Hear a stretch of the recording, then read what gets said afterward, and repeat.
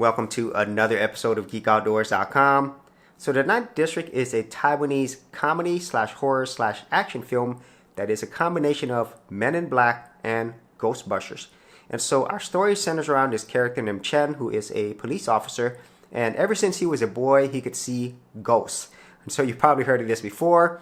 And then one night when he's working, a major event happens and he ends up in the 9th District, and we have our story. So getting into the things that I enjoyed about this movie is first and foremost the story itself.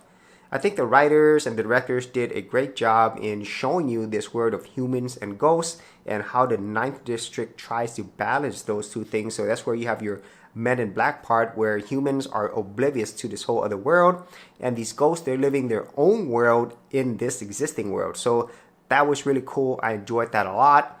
And the second thing is the overall mystery, especially during the first half of the film. You're learning a little bit more each time about the world, about the characters, their background, and then some of the things that tie them together. And so I think all of those things really help keep you interested in watching the movie. And then the final thing I would say is the actual actors and actresses playing these characters. I think for what they got, they did a good job. There's a lot of comedic moments, and there's some kind of serious moments as well. But I think all of them became really likable characters, and I think that's all due to not only the character development, but also the actors and actresses that played them. So if there ever is a sequel to this movie, I would like to go back and revisit these characters because they are so likable. For serious YouTubers, check out TubeBuddy, the premier tool used at GeekOutdoors.com. Get more done today by checking out the affiliate link in the description area below. Now, getting into the things that I did not like about this movie is the second half of the film is definitely not as good. The story kind of becomes cliche. All the mystery and stuff, it's kind of gone. Even though there is still some mystery, I just lost as much interest as I did in the first half, I think, which was a lot stronger. And then the other thing that I didn't enjoy as much is the overall villain, or villains. They just weren't interesting at all. And whenever you get to the end of the movie, it's kind of like anticlimactic. You build up all this mystery, this story, building this world, but how it ends up, it just isn't a great payoff. Let's just say that.